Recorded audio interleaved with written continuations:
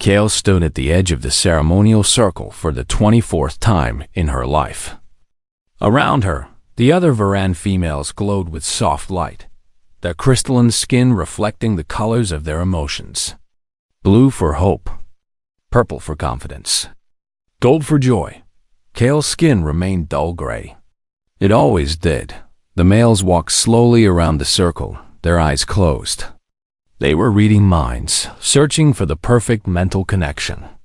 This was how her people chose their mates. The strongest telepathic bond meant the strongest marriage.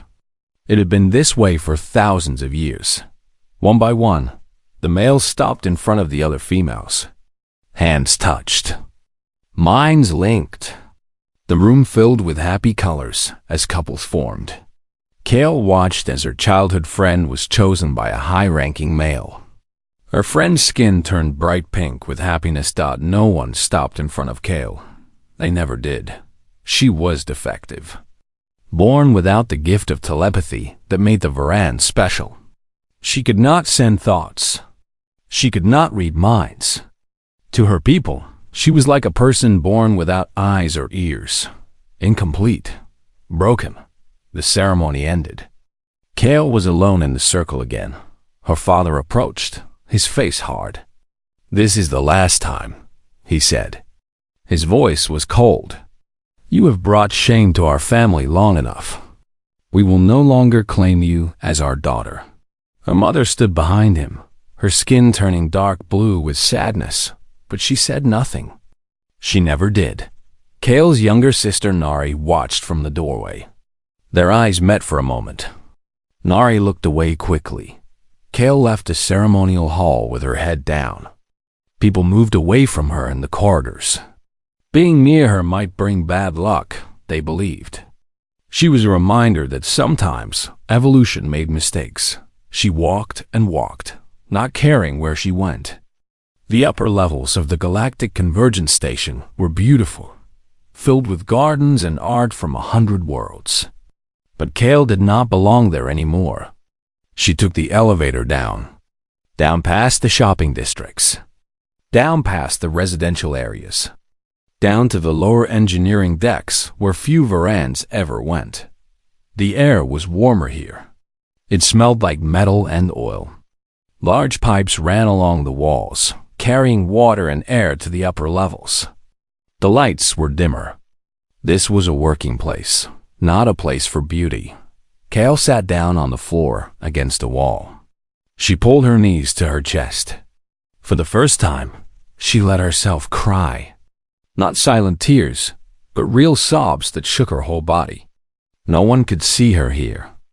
No one would judge her. "Are you okay?" The voice startled her.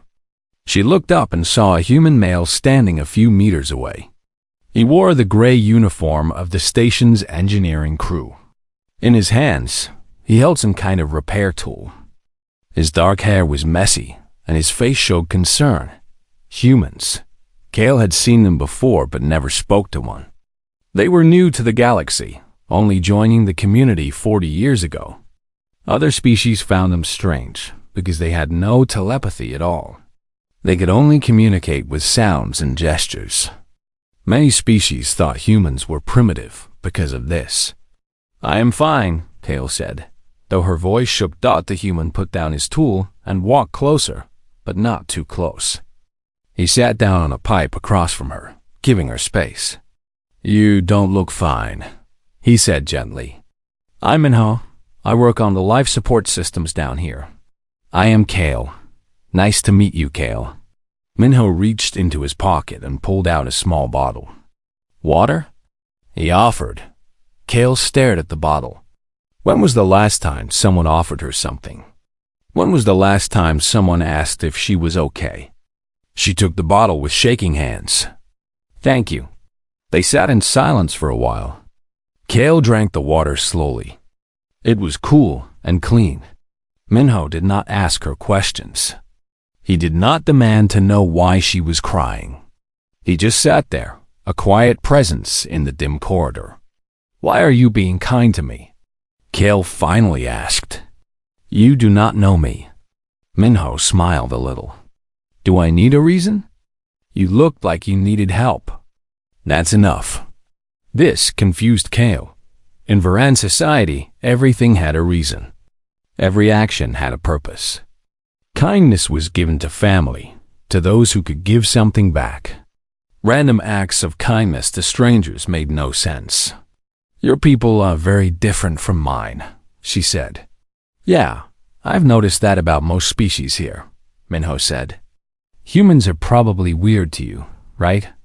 We can't read minds or glow different colors. We just talk and watch and try to understand each other the old-fashioned way. The old-fashioned way? By paying attention. By listening.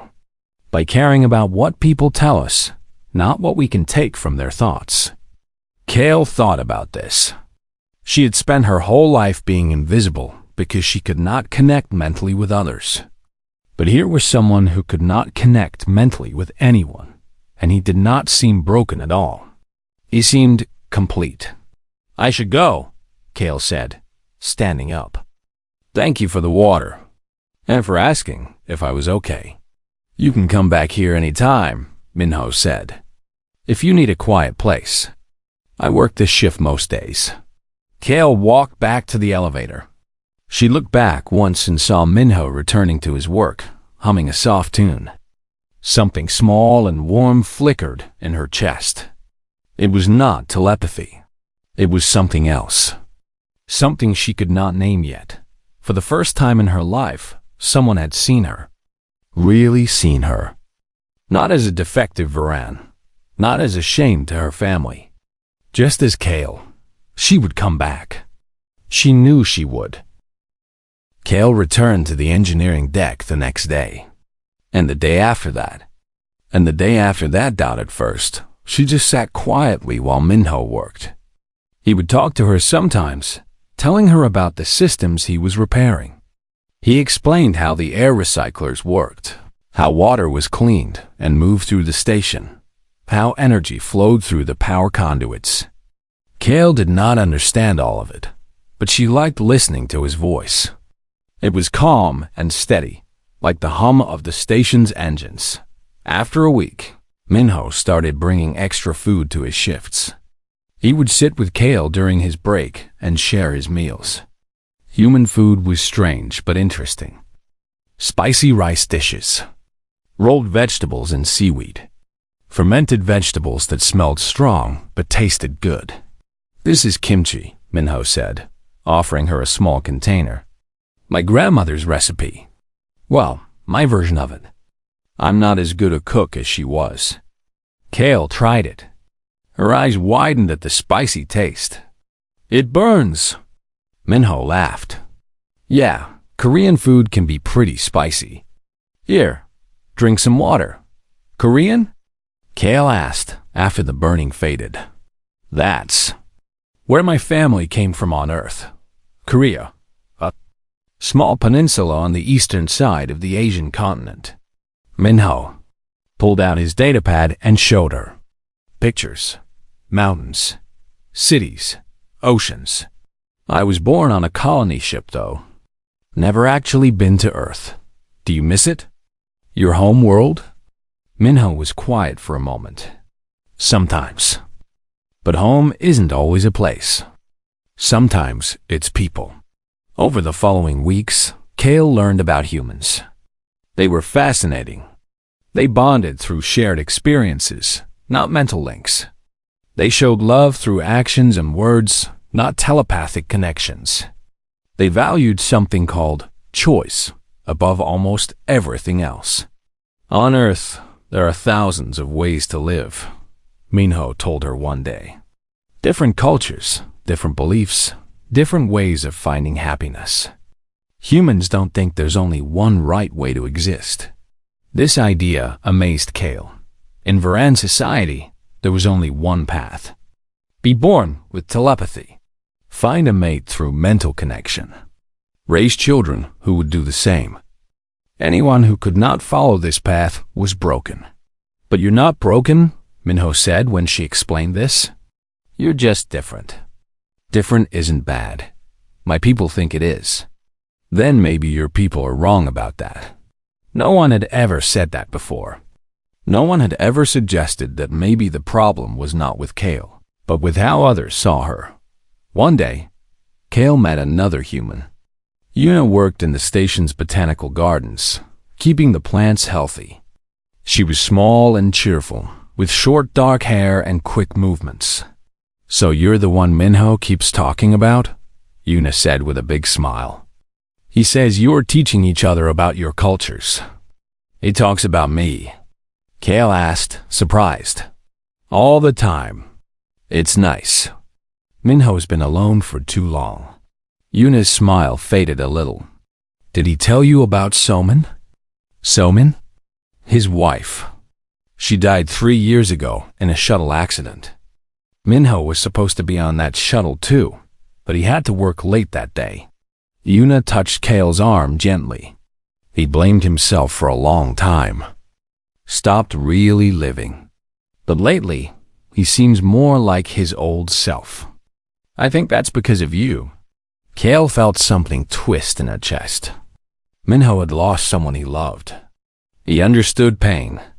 Maybe that was why he had been kind to her that first day. He knew what it felt like to be broken inside, but their friendship was causing problems.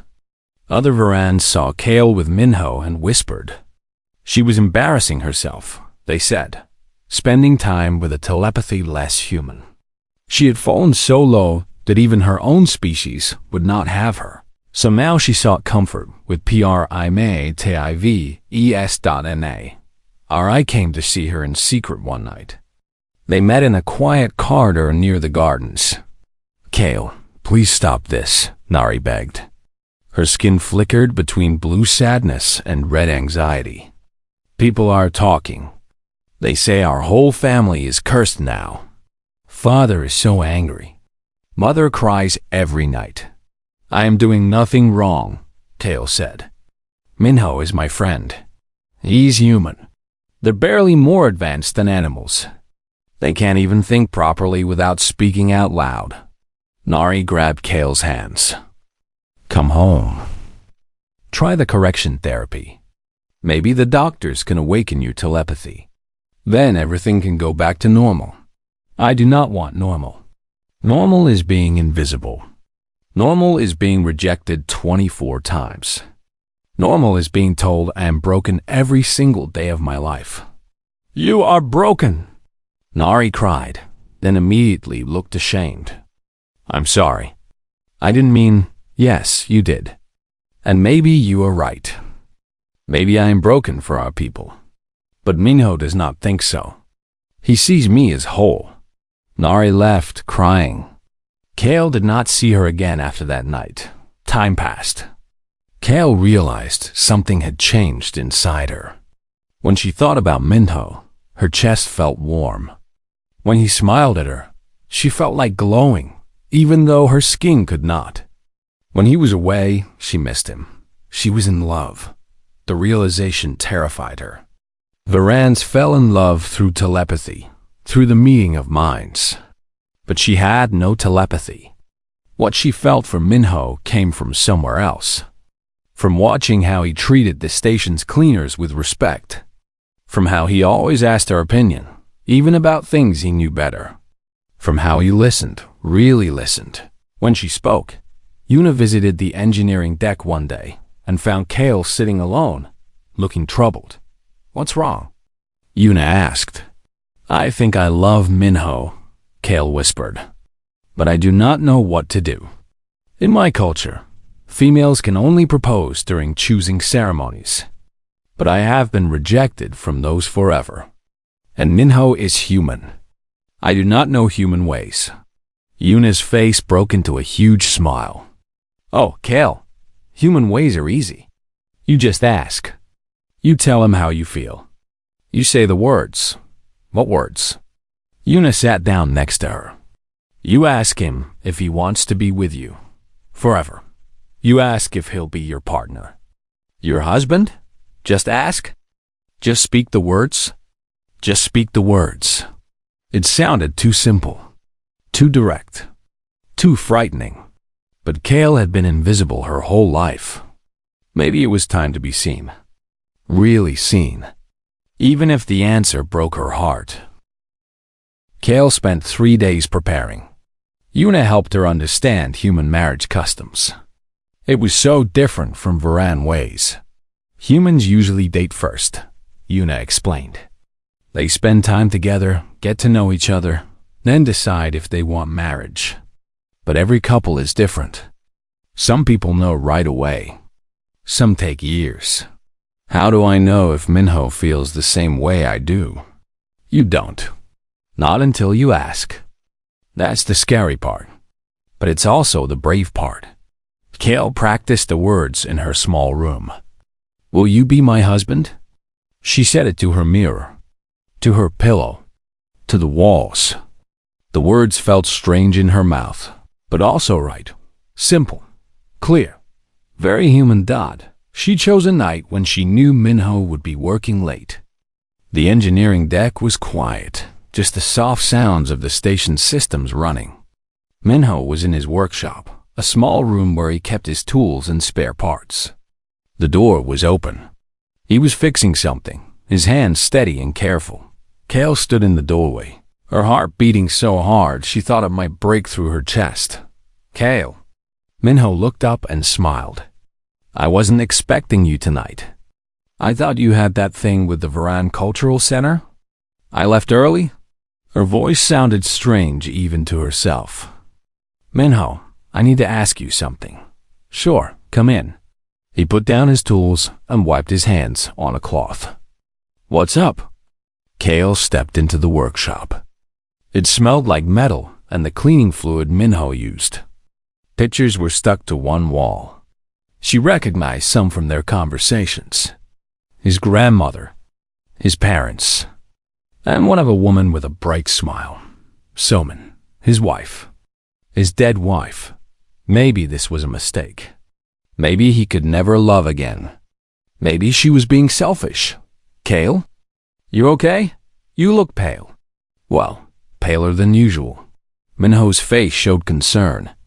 He pulled over a small chair. Sit down. Do you need water? No, I need to say something. Kale sat down but could not look at him. Yuna told me about human customs. About how humans propose marriage. About how you just ask.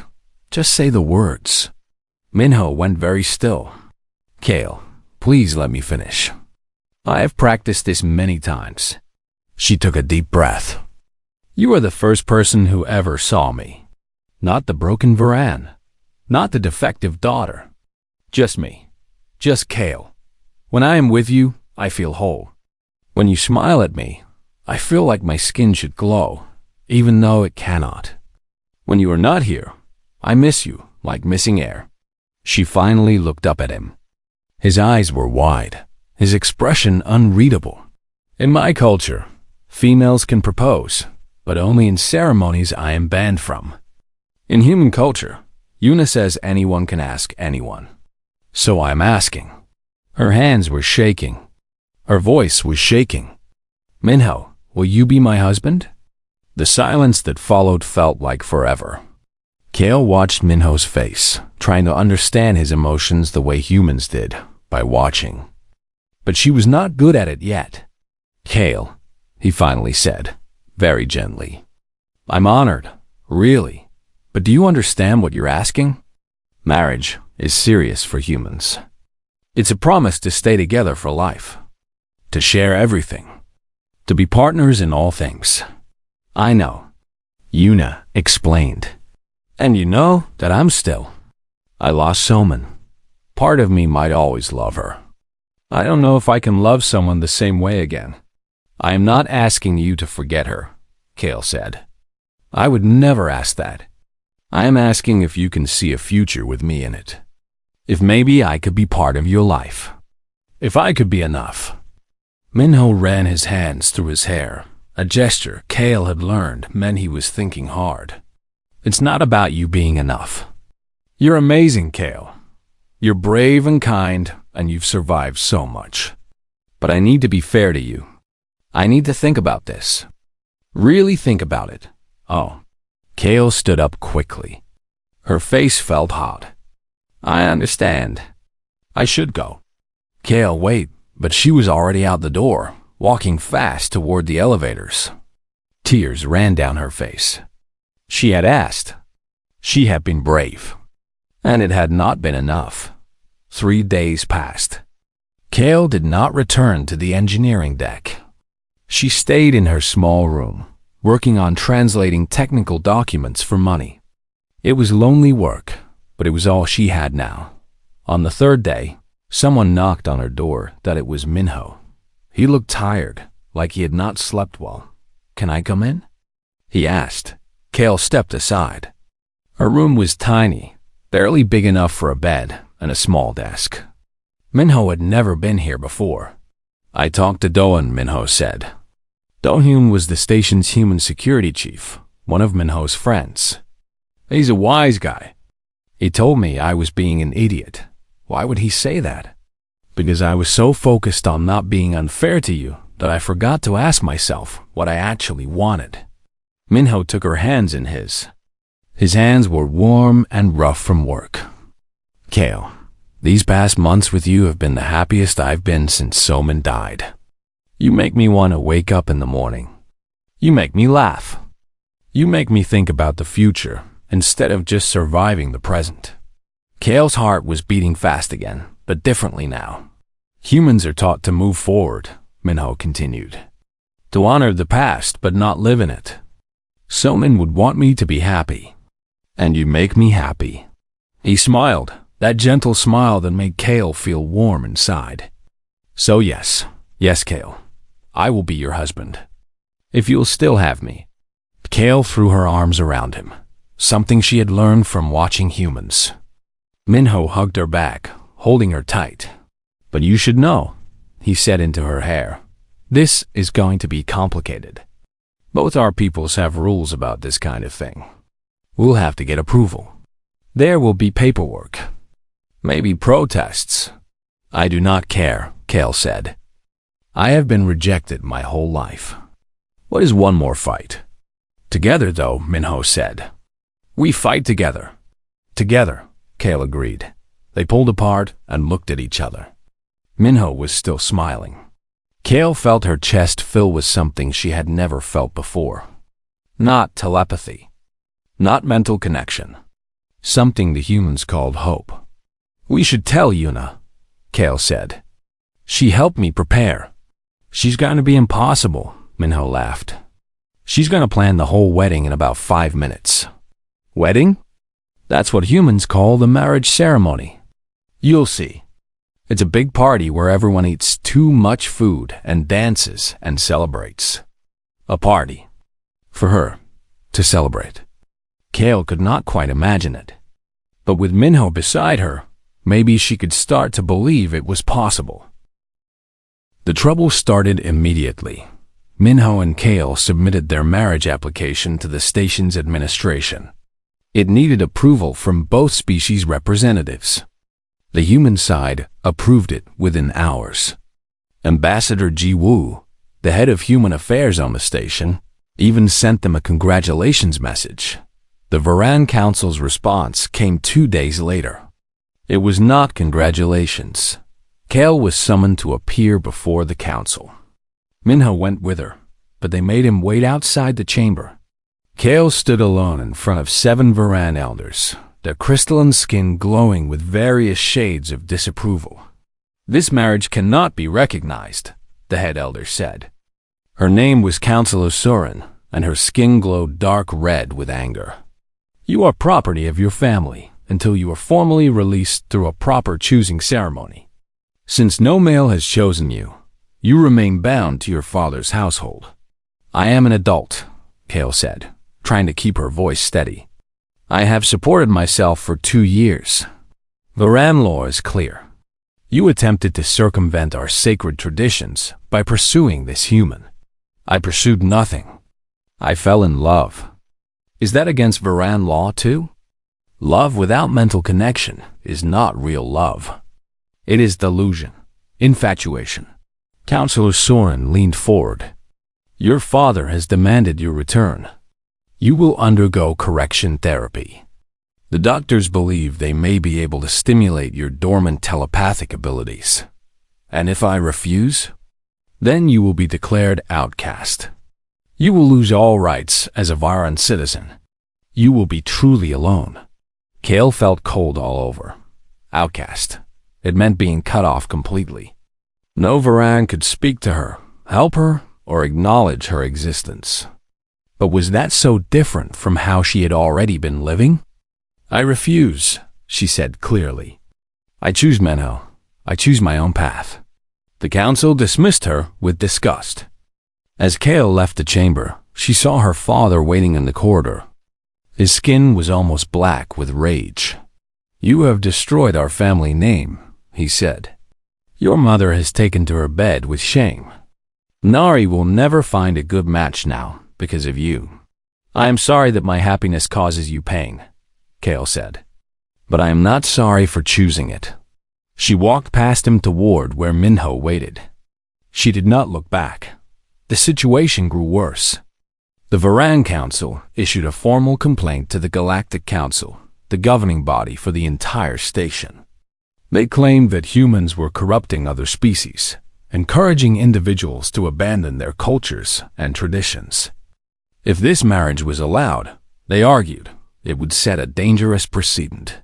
The Galactic Council called a hearing. It would be public, broadcast across the station. Dozens of species sent representatives. Everyone wanted to see what would happen. Ambassador Jiwoo came to meet with Minho and Kale the night before the hearing. I want you to understand what you're up against, Jiwoo said. She was older than most humans on the station, with gray hair and sharp eyes. The Varans aren't just fighting this marriage. They're fighting the idea that individuals have rights separate from their species culture. Many other species agree with them. The collective species, the hive minds, even some of the telepathic races. They see human individualism as a threat. So what do? Minho asked. We argue for something radical. We argue that every being has the right to choose their own path. That informed consent matters more than tradition. Jiwoo smiled slightly. Basically, we introduce democracy to species that have never needed it because they could all think together. That sounds impossible. Kale said, most of human history was impossible until we did it anyway. Jiwoo replied, that's kind of our thing. The hearing was held in the great chamber of the Galactic Council. Hundreds of beings filled the seats. Kale sat next to Minho in the front, their hands clasped together. Yuna and Do-hyun sat right behind them for support. The Varan Council presented their case first. They showed evidence of Kale's defect, her repeated rejections, her family's shame. They argued that she was mentally unwell, incapable of making good decisions. She seeks connection with a human because she cannot form proper connections with her own kind, Counselor Shorin said. This is not love. This is desperation. Then came the surprise. The council brought forward 3 of Kale's former suitors, males who had rejected her during choosing ceremonies. They stood in a line, their skin glowing with confidence. We propose a test, Counselor Surin announced. If this human truly knows Kale better than a telepathic mate could, let him prove it. We will ask questions about Kale's true self. The human will answer.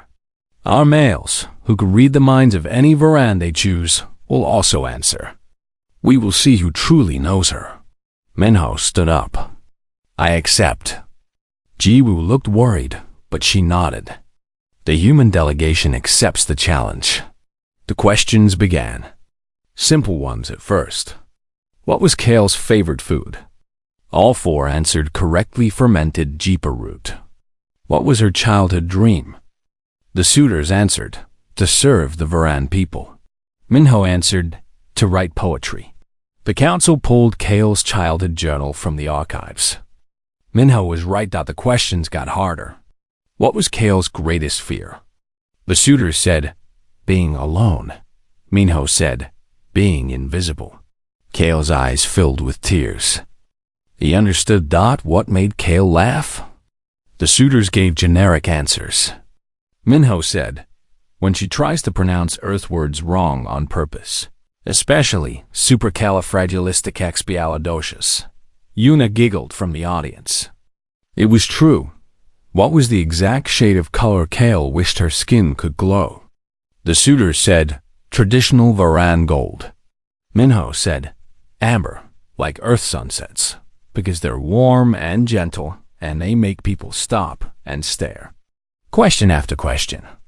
The suitors relied on general knowledge that any telepath could pull from surface thoughts. Minho relied on memory, on attention, on months of really listening when Kale spoke. The final question came from Counselor Soren herself. What does Kale want most in the world? The suitors said, to be normal, to be Varan again, to have telepathy. Minho stood up and looked directly at Kale. She wants to be seen, not fixed, not changed, just seen for who she actually is.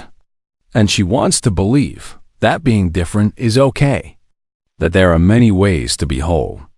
The chamber was silent. Kale was crying openly now.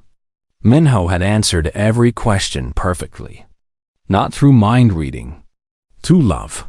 Counselor Soren's skin flickered with confusion. She had not expected this. Ambassador Jiwoo stood up before the council could respond. Her voice carried clearly through the chamber. What we've witnessed here today reveals something important, she said. The Varan suitors knew facts, surface information, things that any telepath could extract from a casual mental scan. But Minho knows Kale. He knows her fears, her dreams, her small joys. He knows these things because he paid attention, because he chose to learn them, because he cares. She walked to the center of the chamber, addressing all the species present. Humans evolved on a world where we could not read each other's thoughts. We had to develop other ways to connect. We had to watch, listen, remember. We had to choose to understand each other every single day. What other species do automatically, humans do deliberately. And that makes it more meaningful, not less. A council member from the collective species spoke up. But this is inefficient. Why work harder for the same result? Because it's not the same result, Minho said, standing. When you read someone's mind, you get their thoughts. But thoughts change every second. When you pay attention to someone over time, when you learn their patterns and their preferences and their fears, you get something deeper. You get who they really are, not just what they're thinking right now. Another council member, this one from a telepathic species called the Mindwalkers, looked interested. Are you saying your way creates stronger bonds? I'm saying our way creates chosen bonds. Every day, I choose to love Kale. Every day, she chooses me. We don't bond because our minds fit together. We bond because our hearts do. Because we decide to, over and over again. Dalton stood up from the audience. If I may speak, I've studied cross-species relationships on this station. Do you know which ones last longest? The human ones. Because we don't believe in soulmates or perfect mental matches. We believe in work, in effort, in choosing your partner every day, even when it's hard. The chamber erupted in discussion. Species were arguing with each other. Some looked scandalized. Others looked thoughtful. Counselor Soren raised her hand for silence. Even if we accept that the human knows this defective female well, that does not change Varan law. She is property of her family. Her father has not released her. Then Varan law is unjust, Jiwoo said firmly. And the Galactic Council should not enforce unjust laws. Every being has the right to self-determination, to choose their own path, to consent to their own future. If the Galactic Council supports slavery in any form, including ownership of adult children, then what kind of council is it? This caused even more uproar. The word slavery made many species uncomfortable. The Galactic Council prided itself on being civilized. The head of the Galactic Council, an ancient being from the elder species, finally spoke. Its voice was like wind through crystals. The human raises a valid point. We cannot enforce family ownership laws that contradict individual sentience rights. The question is whether Kale is sentient enough to make her own choices. She's right here, Kale said loudly, standing up. I can speak for myself. The elder being looked at her with ancient eyes. Then speak, young one. Kale's legs shook, but Minho squeezed her hand. She took a breath. I am defective by Varan standards. I cannot do what my people value most. For my entire life, I believed that made me worthless. I believed I was broken. She looked around the chamber at all the different species. But then I met humans. They showed me that there are many ways to connect. Many ways to love. Many ways to be whole. One choose Minho not because I am desperate. I choose him because he is the best person I know. Because he makes me better. Because when I am with him, I am not defective. I am just me. And that is enough. Silence fell. Then, unexpectedly, the representative from the hive species spoke. This one understands. This one was once separated from the hive due to malfunction. This one believed it was broken. But individuals have value too. This one votes to allow the union. One by one, other species began to vote. Not all of them. The Varans voted against, of course. Some of the other telepathic species did too. But enough voted yes. The elder being spoke again. By majority vote, the Galactic Council recognizes the right of Kale, Varan citizen, to self-determination. Her family's claim is dissolved. She is free to marry according to the laws of any member species she chooses. The chamber erupted in cheers and protests. Kale collapsed into her seat, shaking. Minho wrapped his arms around her. We did it, he whispered. You're free. Councilor Surin stood, her skin burning dark red. The Varan Council formally disowns Kale. She is no longer Varan. She is nothing. Jiwoo smiled coldly. She's human now, if she wants to be. We grant citizenship to anyone who marries a human citizen. The paperwork is already prepared. The Varans left the chamber in fury. But Kale did not watch them go. She was too busy being hugged by Yuna, who was crying and laughing at the same time. The wedding happened 2 weeks later. It was small, held in the station's garden where Yuna worked. Humans had come from all over the station to attend. Some other species came too. The hive representative. A few curious mindwalkers. Even some younger Varans who slipped in quietly, defying the council's orders. Kale wore a simple dress that Yuna had helped her choose. White, in the human tradition, with amber accents. Minho wore a suit that Do-Yoon had loaned him.